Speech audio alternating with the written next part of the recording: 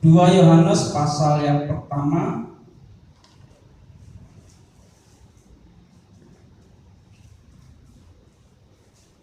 ayatnya ayat yang ke-6.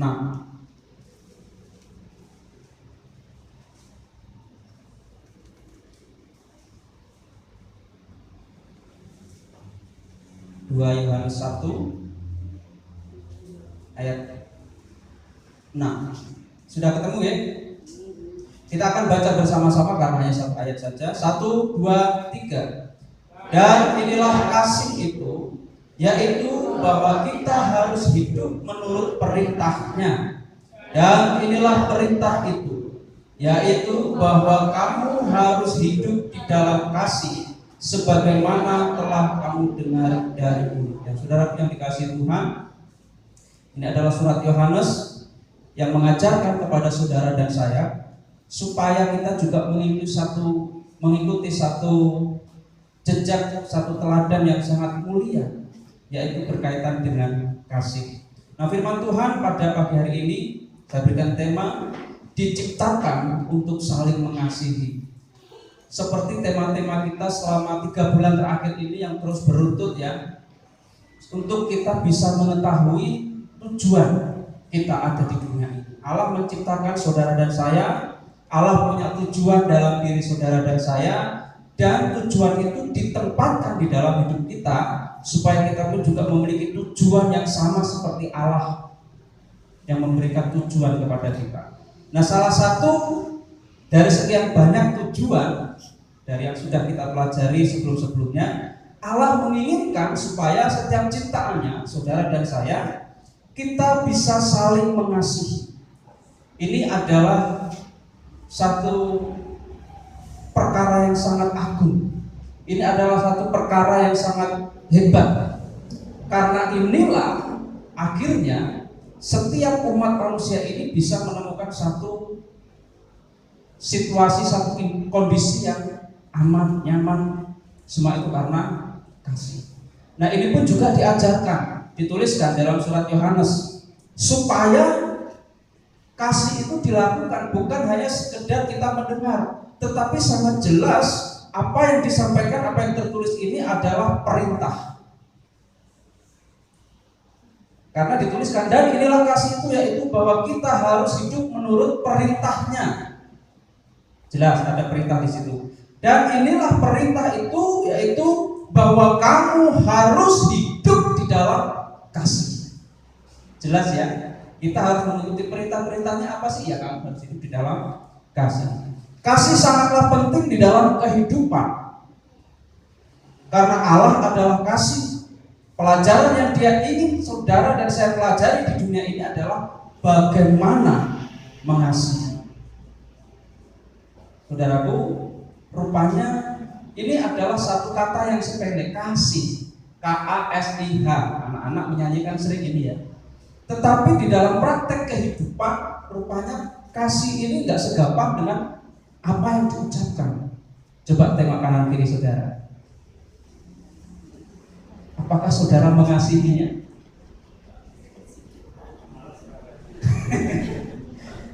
Ini penting saudara.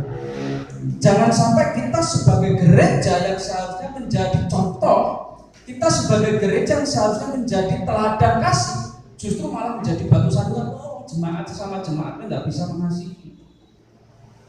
Benar enggak? Kita itu menjadi sorotan dunia, bukan hanya sekeliling. Beberapa waktu lalu tidak sengaja ya saya membuka satu link YouTube, itu ada satu, ini bukan kesaksian tetapi satu informasi yang disampaikan oleh seseorang berkaitan dengan kekristenan. Dia bukan orang Kristen, tetapi dia memiliki kebanggaan ketika melihat orang-orang Kristen di Indonesia ini khususnya, ketika dijelek-jelekkan, diolok-olokkan, bahkan menjadi bahan tertawaan agama kita. Bahkan Yesus Kristus yang kita sanjung, yang kita sembah sebagai Tuhan dan Juru Selamat itu menjadi bahan candaan. Nah, kekaguman yang dia sampaikan adalah mereka yang diperlakukan seperti itu, mereka hanya mengatakan aku mengasihimu. yang mengatakan ini bukan orang Kristen. Malu nggak kita sebagai orang Kristen kalau kita tidak bisa hidup di dalam kasih? Ini penting saudara. Ini makanya menjadi satu penegasan dan ini menjadi satu perintah penting bahwa di dalam hidup sebagai orang Kristen, kasih itu adalah tindakan yang harus diterapkan. Bukan hanya didengar, bukan hanya direnungkan, bukan hanya diungkapkan saja, tetapi ini harus diterapkan dalam kehidupan kita. Nah, dalam Yohanes 2 Yohanes 1 ini saudara yang dikasih Tuhan memberikan dua pelajaran penting untuk kita, saudara dan saya, bisa saling mengasihi. Bagian yang pertama kita bisa melihat perintah itu ya. Dan inilah kasih itu, yaitu bahwa kita harus hidup menurut perintah. Yang pertama, kita harus memiliki satu kesadaran hidup ini dikontrol. Hidup ini ada yang memerintah. Dan itu yang harus kita taati. Nah, kita harus melihat ini, siapa yang memerintah?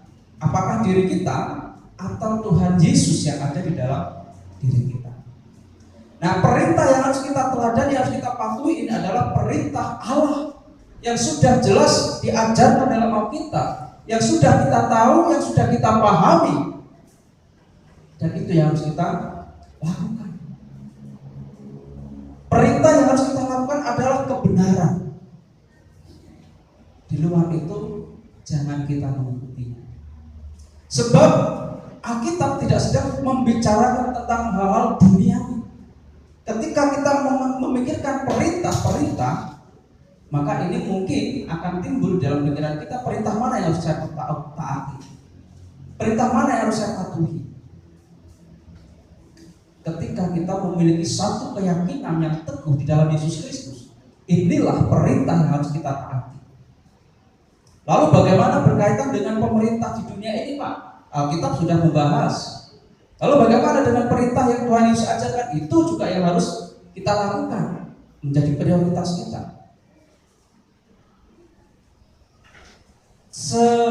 Seringkali kita, saudaraku yang dikasih Tuhan, ketika mendengar ada perintah itu datang, tidak semua orang memiliki tanggapan yang baik. Benar tidak?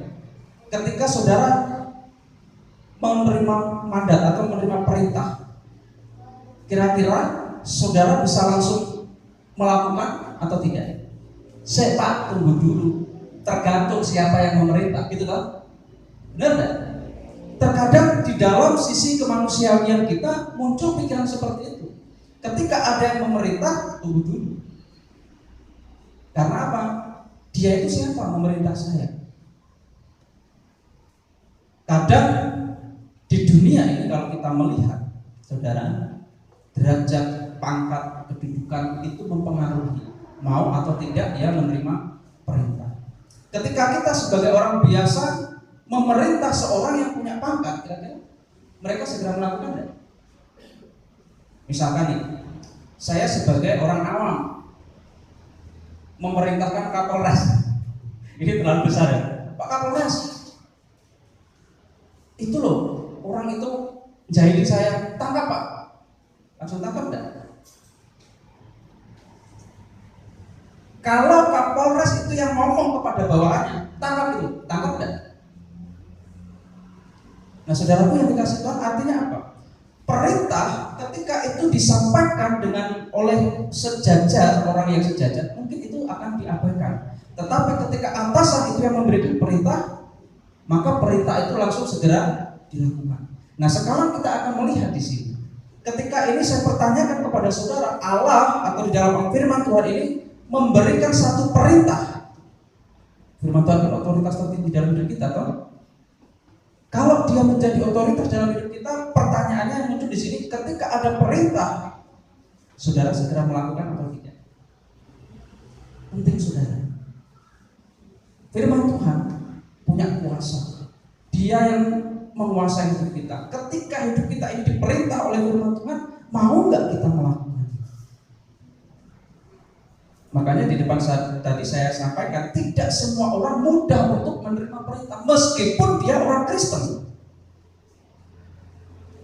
Hati-hati saudara. Pak, saya ini orang Kristen, betul.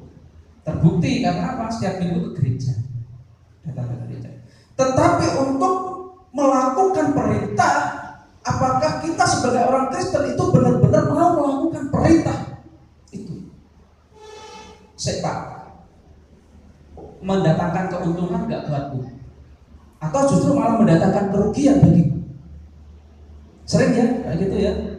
Ketika ada perintah, ketika firman Tuhan mengajarkan, kita masih sering berpikir antara untung dan rugi. Diuntungkan atau justru malah dirugikan. Nah, tetapi ketika kita meletakkan dasar kasih di dalam hidup kita, nanti kita akan bahas. Ketika ada kasih itu melekat dalam diri kita, dan itu yang menjadi dasar kehidupan kita, mau nggak kita kira-kira melakukan? Ketika ada perintah, lakukan ini, karena kita sudah punya dasar kasih. Oh, Kristus itu sudah mati untuk karena kasih. Masa aku yang sudah mendapatkan kasih, kalau nggak mau melakukan ini? Sejauh mana sih pengorbanan yang kita lakukan ini? Kalau kita masih berpikir untung atau rugi, Yesus Kristus yang disalib mati, rugi nggak kira-kira? Mati untuk kita. Kalau kita berpikir itu rugi ya, siapa sih kita? Kalau kita mau berpikir untuk rugi, ngapain aku harus rela mati?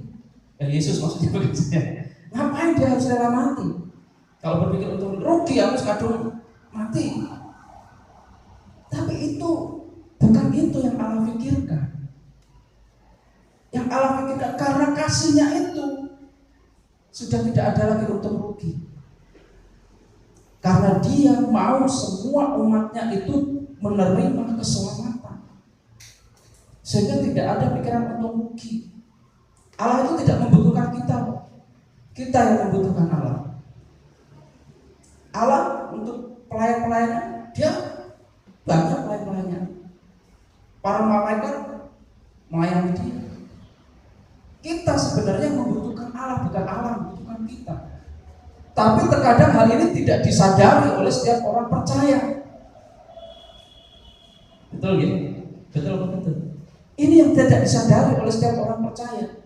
Kita ini loh yang sesungguhnya membutuhkan Allah. Sebab kalau kita mundur sejenak, tidak ada seorang pun yang mampu mengenali Tuhan. Tidak ada seorang pun yang mampu membersihkan dirinya dengan caranya sendiri. Hanya Allah. Inisiatif Allah itu yang memampukan manusia itu akhirnya dibebaskan dari dosa. Nah, saudara dikasih Tuhan, Tuhan Yesus memiliki kuasa. Tuhan Yesus memiliki wewenang yang sama seperti Allah. Oleh karena itu, Ia memberikan perintah. Ia memberikan perintah layaknya sebagai pribadi yang berkuasa atas bumi dan surga. Karena dia adalah Allah. Ia punya wewenang. Sehingga ketika perintah itu disampaikan, sudah semestinya setiap orang Kristen ini tunduk atas perintah. Jalanilah seluruh aspek kehidupan kita untuk mengikuti apa yang Tuhan perintahkan. Perintahnya adalah, ini bagian yang kedua.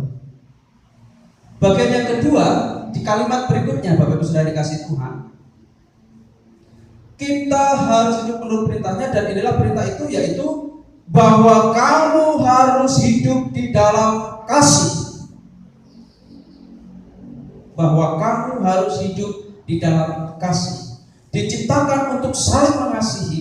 Bagaimana supaya kita, saudara dan saya ini bisa saling mengasihi? Bukan hanya saudara dan saya, tetapi kasih ini pun juga hak setiap orang.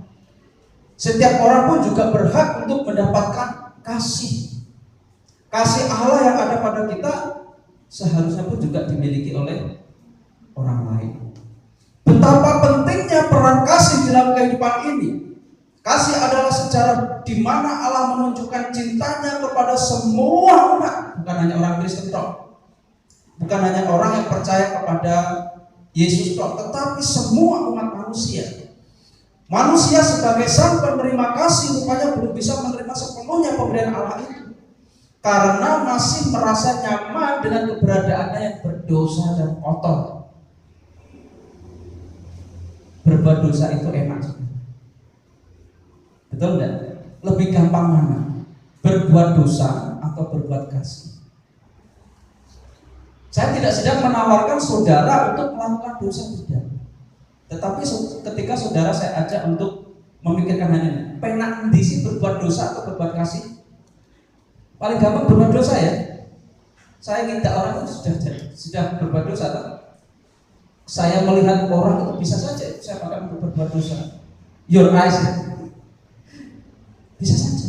Tetapi untuk melakukan kasih ini tidak segampang dengan apa yang kita ucapkan. Saya mengajak Bapak Ibu Saudara lihat kanan kiri saudara, pernah nggak membuat hati saudara kalian, saudara Bapak Ibu saudara di sekeliling saudara itu sakit? Pernah nggak menyakiti hati? Loh, jangan dianggap ini hal sepele. Karena apa? Ini penting saudara. Kasih itu merupakan dasar kehidupan orang Kristen. Nah, kalau orang Kristen aja nggak bisa berbuat kasih. Nah, kalau orang Kristen saja tidak bisa menjadi teladan tentang kasih, kalau orang Kristen saja tidak bisa melakukan apa yang diperintahkan Allah, yaitu untuk mengasihi, bagaimana orang lain bisa percaya? Penting saudara. Kasih ini merupakan satu hal yang istimewa bagi kita. Istimewa juga bagi orang lain yang membuka diri mau menerima kasih. Allah tahu inilah kebutuhan manusia. Manusia tidak membutuhkan harta kekayaan karena itu tidak menjaminnya masuk surga. Manusia tidak membutuhkan suatu hal yang fantastik untuk masa kekekalan. Tidak butuh. Yang manusia butuhkan adalah kasih. Manusia itu kotor, ya. Manusia itu berdosa, iya. Apakah harta yang dimilikinya bisa menghapuskan dosa? Tidak bisa. Hanya kasih inilah yang menghapuskan dosa mereka dan mengangkatnya dari lembah maut. Hanya kasih. Oleh karena itu, tugas dan tanggung jawab saudara dan saya di sini adalah yuk berbagi. Mereka juga membutuhkan kasih. Mereka juga membutuhkan karunia Allah. Mereka juga membutuhkan keselamatan. Jangan kita menjadi pribadi yang egois, menyimpan keselamatan, menyimpan kasih itu hanya untuk diri kita sendiri. Itu bukan perintah Allah.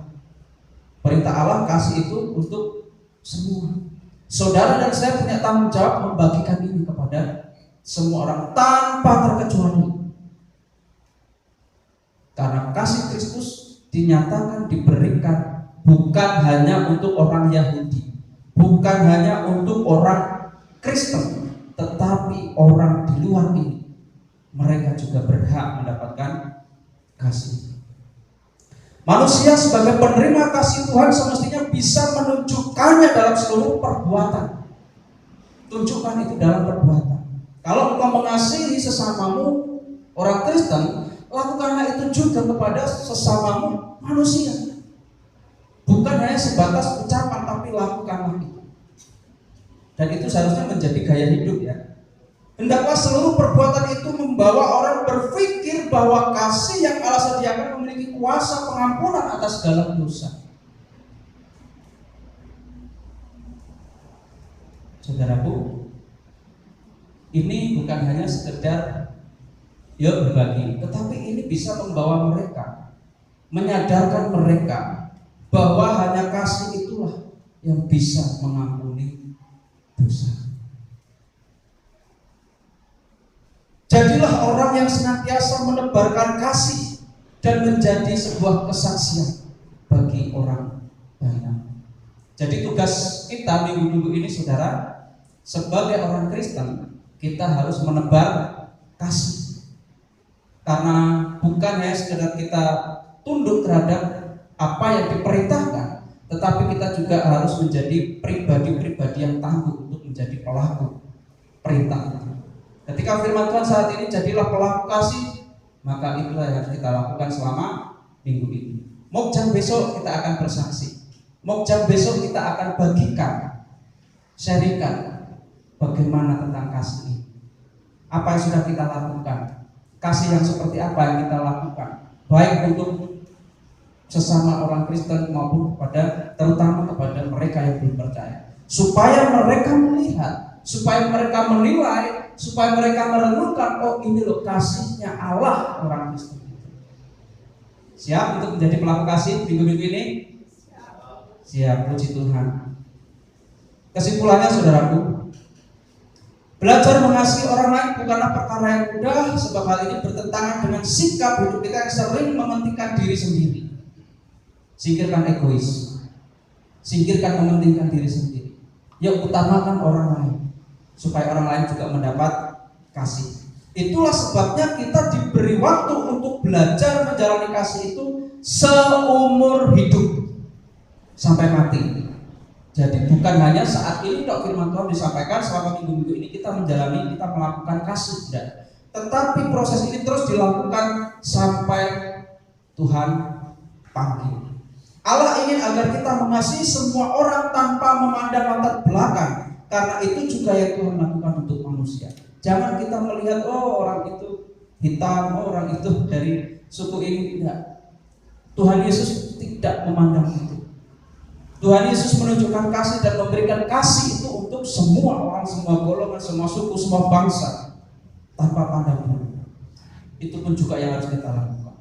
Kasihlah orang lain, kasihlah sesamamu orang Kristen, kasihlah itu semua. Kita akan lakukan itu selama minggu-minggu ini. Dan biarlah firman Tuhan ini menguatkan kita menjadi orang-orang yang mengasihi Allah, yang kita aplikasikan kepada saudara-saudara kita. Amin. Kita akan menutup di dalam doa.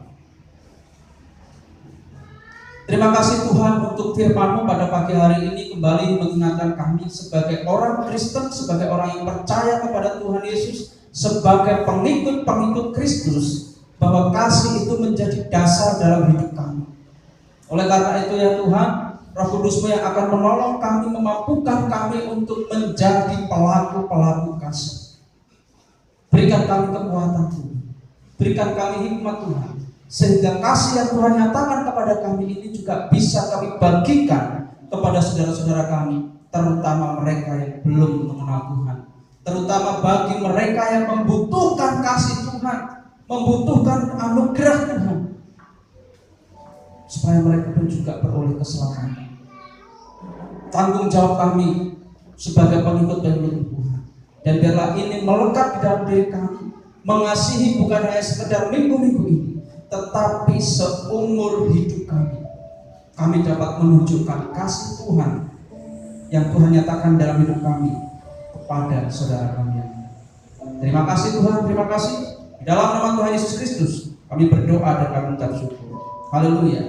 Amin.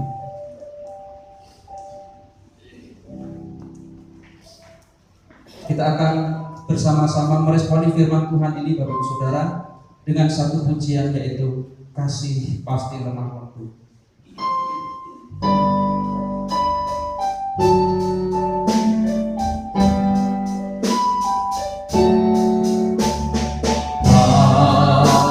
Kasih pasti lemah lembut, kasih pasti memaafkan, kasih pasti murah hati, kasih-Mu Tuhan. Ajarilah kami, ajarilah kami saling mengasihi, ajarilah kami saling tetap pulih, ajarilah kami kasih-Mu ya Tuhan, kasih-Mu kudus tiada ada. Kembali kita akan pujikan kasih pasti lemah waktu. Saya mengajak Bapak Ibu Saudara berdiri bersama-sama dengan keseluruhan hati kita. Mari kita akan pujikan ini dengan penuh pengharapan. Kasih Allah yang Dia berikan kepada manusia, kasih Allah yang memaafkan seluruh dosa-dosa kami, sehingga kita beroleh kemerdekaan, sehingga kita beroleh anugerah keselamatan diberikan kepada setiap umat manusia menerima kasih Allah.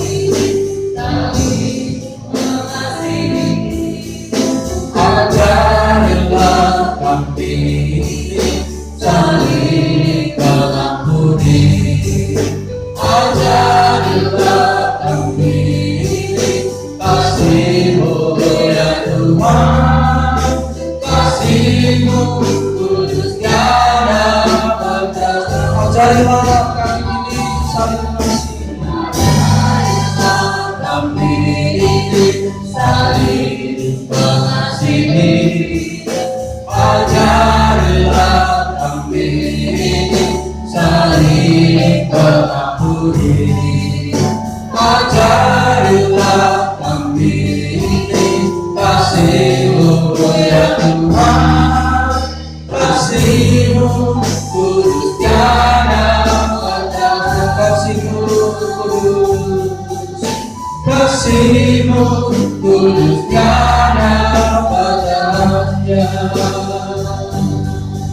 terima kasih Tuhan, terima kasih firman-Mu yang mengajarkan kami, firman-Mu yang senantiasa memberikan kami kekuatan sebagai orang-orang yang dimenangkan. Kami harus berbagi kasih kepada sesama. Terima kasih Tuhan, terima kasih. Di dalam nama Tuhan Yesus Kristus kami berdoa, kami mengucap syukur. Haleluya, amin. Silakan duduk kembali Bapak Ibu saudara dikasih Tuhan. Kita akan bersama-sama bersahati mendukung di dalam doa. Kami mohon dengan kasih Pendeta Emeritus Daniel untuk memimpin doa syukur atas ulang tahun gereja yang sudah berusia 18 tahun ini. Kami persilahkan Pendeta.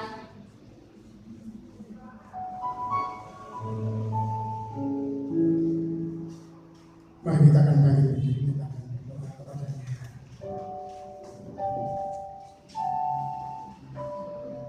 Bapa yang surga, Allah yang hidup, yang kami sembah, kami puji, kami muliakan dalam Yesus Kristus. Kami bersyukur kepada Engkau ya Bapa, karena kasih-Mu melimpah dalam kehidupan kami, jemaat-Mu, Gereja-Mu Baptis Ketal ini. Saat hari kemarin Tuhan, gereja ini telah genap usia 18 tahun. Kami bersyukur kepada Engkau karena Engkau telah mengasihi kami. Engkau telah memberkati kami dengan usia yang semakin dewasa. Engkau memberkati seluruh jemaat-Mu, Gereja-Mu Baptis Ketal ini, untuk senantiasa bertumbuh dalam kasih-Mu, bertumbuh dalam kehidupan rohaninya, baik dalam bergereja, berkeluarga maupun bermasyarakat, untuk hidup menjadi berkat bagi yang lain. Karena Engkaulah Tuhan Juru Selamat, satu-satunya penolong kami, satu-satunya Juru Selamat kami, penebus dosa kami. Bapa, terpujilah nama-Mu sekarang sampai selamanya. Kami bersyukur kasih-Mu Bapa, anugerah-Mu. Dengan usia yang semakin bertambah untuk gereja ini juga Tuhan, Tuhan akan terus memberkati, bertambah-tambahnya jiwa baru, keluarga-keluarga kami yang belum terselamatkan, Tuhan kiranya menjadi umat pilihan-Mu. Kau pakai kami untuk mengajak mereka, membawa mereka kepada Engkau ya Bapa. Namun kami menyadari kelemahan kekurangan kami, namun kami percaya Roh Kudus akan memberi kekuatan kami, Roh Kudus memberi keberanian kami, Roh Kudus memampukan kami, sehingga sungguh-sungguh nama-Mu saja yang dimuliakan. Kami serahkan untuk setiap jemaat-Mu yang mengalami kelemahan iman. Tuhan, Engkau membangkitkan, memberikan semangat yang baru untuk menunjukkan iman ketaatan kepada Engkau sampai Kau datang yang kedua kali. Terpujilah nama-Mu Bapa sekarang sampai selamanya. Kami percayakan dan kuasa-Mu untuk membalas sidang kami, Bapak Pendeta Muda Kristi Wahono bersama istri dan putrinya. Tuhan, Engkau terus menambah-nambahkan hikmat kebijaksanaan untuk mengembalakan kami, untuk menemukan kembangkan iman kami, mendewasakan kehidupan rohani kami di dalam kasih-Mu, sehingga kami akan menjadi semakin mengakar, semakin kuat, bertumbuh, berbuah lebat bagi kemuliaan nama-Mu Tuhan.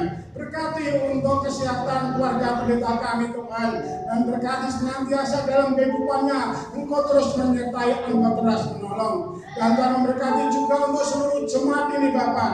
Engkau memberkati kami untuk bersinergi dengan pendeta kami, untuk terus mengabdi kepada Engkau, melayani Engkau di gereja ini Tuhan, sehingga gereja semakin besar di hadapan-Mu. Oh Bapa surgawi, terpujilah nama-Mu. Kami ingat ya Bapak, jika ada jemaat yang saat malam terganggu kesehatan dengan usia kami gereja ini 18 tahun, Tuhan Kau berkati kami semua, seluruh jemaat-Mu Tuhan, dari anak-anak sampai dewasa, simpatisan. Engkau memberkati kami semua dengan badan segar, kuat, sehat, walafiat, usia yang panjang, terus memuliakan nama-Mu. Terpujilah Engkau Bapa, terpujilah Engkau Yesus. Kami bersyukur ya Bapa atas kasih-Mu, atas berkat-Mu Bapa. Sebagai rasa syukur kami pada Engkau Bapa, kami persembahkan Bapa untuk di hadapan kami. Ada berkat tumpang Tuhan semua berkat kasih-Mu. Tuhan memberkati.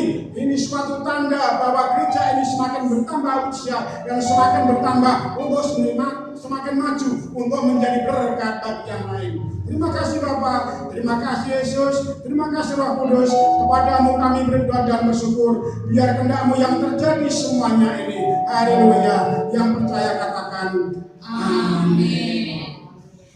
Terima kasih pendeta. Kami persilakan untuk duduk kembali Bapak Ibu dan Saudara sebagai ucapan syukurnya. Di depan sudah ada tumpeng sebagai ucapan syukur. Kita akan bersama-sama menyanyikan lagu selamat ulang tahun, dan nanti Gembala Sidang Pendeta Muda Grace akan memotong tumpeng untuk ulang tahun gereja kita.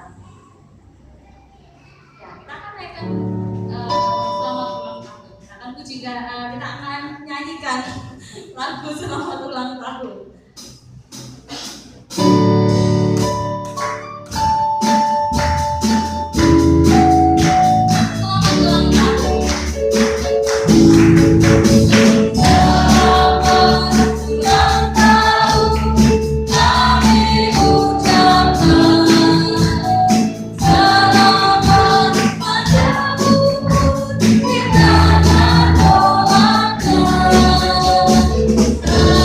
Selamat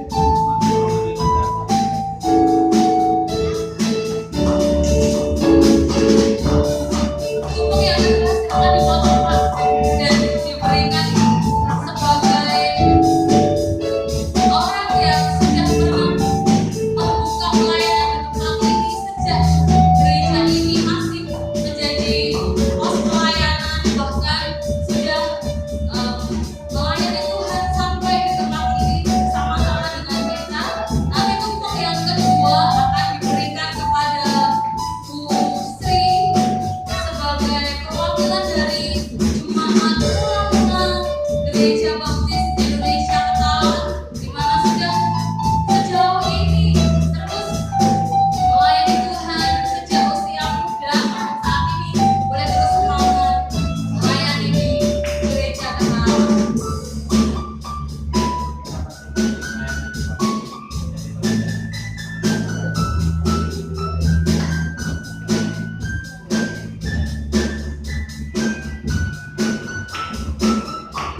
Terima kasih untuk Ibu Sri yang sudah menjadi perwakilan dari jemaat pemula yang bisa boleh menjadi teladan bagi jemaat yang saat ini bersama-sama melayani. Kemudian berikutnya untuk berikutnya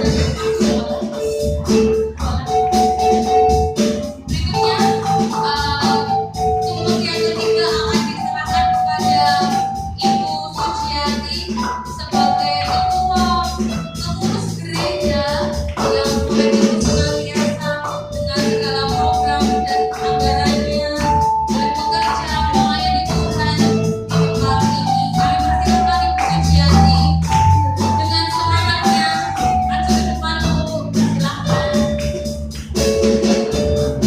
Kita boleh meneladani semangatnya untuk menjadi ketua pengurus gereja Baptis Indonesia Ketawa.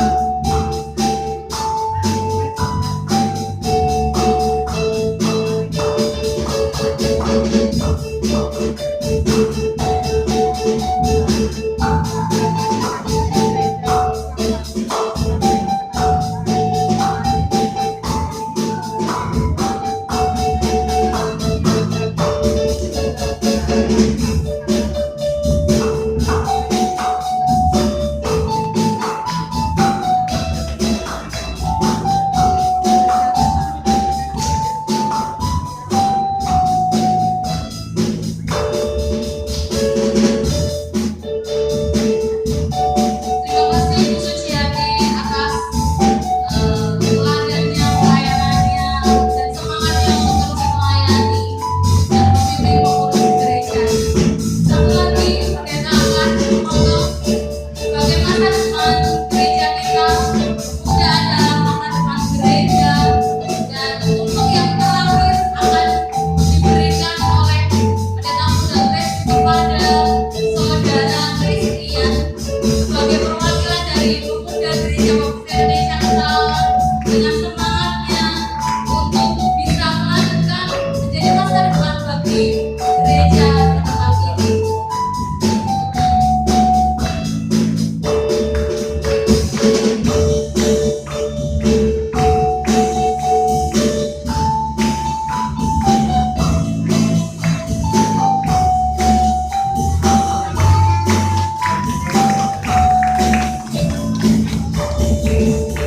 Ya, terus menjadi semangat untuk meneruskan pelayanan gereja ini, kasihan dan teman-teman pemuda.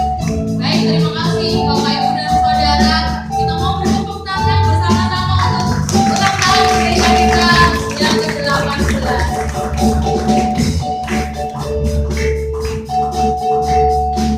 Kemudian berikutnya Bapak Ibu dan Saudara, saya hanya dititipi ini ya, dititipi untuk menyampaikan bahwa istimewanya kemarin ulang tahun gereja di tanggal 13 bertepatan dengan pendeta Emeritus Daniel juga berulang tahun gitu ya. Dan juga di bulan yang sama pendeta muda Grace kemarin tanggal 4 Agustus juga berulang tahun. Jadi kepada pendeta Emeritus Daniel dan juga pendeta muda Grace untuk sekali lagi maju ke depan dan menerima kenang-kenangan dari jemaat Gereja Baptis Ketawa, dan kami mohon Ibu Suciati untuk bisa menyerahkan selamat ulang tahun ini ya untuk kasih dari jemaat untuk kedua hamba Tuhan yang boleh melayani di Gereja Baptis Ketawa.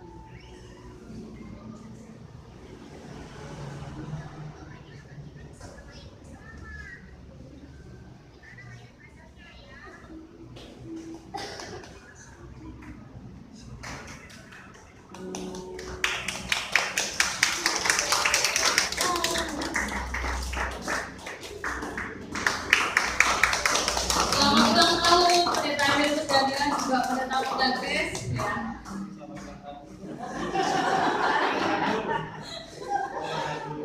Ya, Bapak Ibu dan Saudara, demikian rangkaian ucapan syukur ulang tahun gereja. Dan setelah ini kita akan bersama-sama menikmati berkat yang sudah disediakan. Kita mau sarapan bareng yang belum sarapan. Kalau yang sudah sarapan kita mau makan siang bareng ya. Kita mau bersama-sama berdiri. Kami mohon dengan kasih untuk menutup rangkaian ibadah dan juga acara. Karena ada yang spesial di tempat ini. Pendeta Anang kami mohon untuk dengan kasih menutup di dalam doa di hari ini.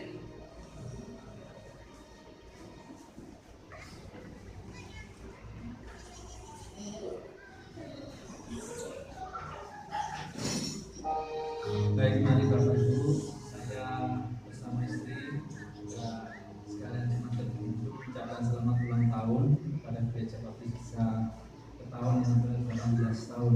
Semoga Tuhan terus memberkati, menguatkan, menentukan Bapak Ibu seperti bisa. Dan kepada Tuhan yang berulang tahun juga selamat ulang tahun. Dan mari kita akan mengakhiri dalam doa syukur kepada Tuhan. Bapa kami di dalam surga, kami berterima kasih karena Allah yang sudah memulai pekerjaan Tuhan di tempat ini hingga sampai usia 18 tahun, membuktikan bahwa Tuhan yang memulai, Tuhan yang terus mengembangkannya, bahkan Tuhan yang akan terus meluaskan kerajaan Allah melalui gereja-Mu di tempat ini, melalui hamba-hamba Tuhan, baik Bapak Daniel Sarnoto, Bapak Pendeta Chris, dan beserta sekalian sidang jemaat yang bahu-membahu bersatu hati di dalam kasih Tuhan untuk menumbuhkan, untuk mengembangkan, untuk meluaskan kerajaan Allah melalui pemberitaan Injil, menjangkau jiwa dan memuridkan. Kami berdoa biarlah Tuhan terus menyatakan kuasa-Mu, menyertai, meneguhkan hati anak-anak-Mu satu demi satu. Tuhan bangkitkan semangat dan kuatkan iman pengharapannya, dan Tuhan berikanlah kuasa dan keberanian untuk memberitakan kasih Tuhan kepada semua orang yang mereka juga rindu hati mereka mendengar akan kebaikan dan kabar baik, kabar keselamatan, kabar kemerdekaan secara rohani. Kami mohon Allah memberkati hamba Tuhan, baik hamba Pendeta bersama keluarga dan Pendeta Emeritus Daniel Sarnoto dan sekalian jemaat Tuhan. Biarlah Tuhan menopang, meneguhkan, memberkati, dan kuasa-Mu bekerja dalam hidup mereka. Dan kiranya berkat damai sejahtera yang datang daripada Allah Bapa dan di dalam Yesus Kristus Tuhan dan melalui persekutuan Roh Kudus memerintah di dalam hidup anak-anak-Mu sekarang dan sampai Maranatha. Tuhan datang kedua kali. Tuhan Yesus memberkati saudara sekalian untuk selama-lamanya. Amin. Saya kembalikan kepada Ibu. Terima kasih Pendeta Anang. Terima kasih Bapak Ibu dan Saudara. Selamat siang. Kita akan dibawa bersama-sama dan menikmati gambar.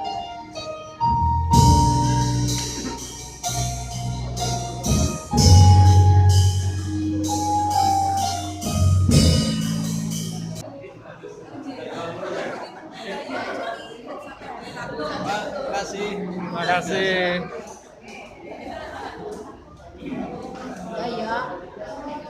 Ya. Nah.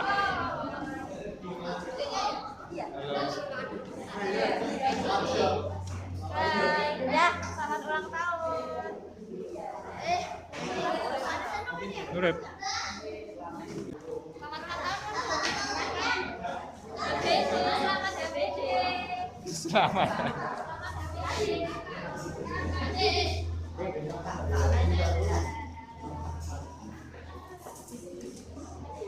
Masak enggak?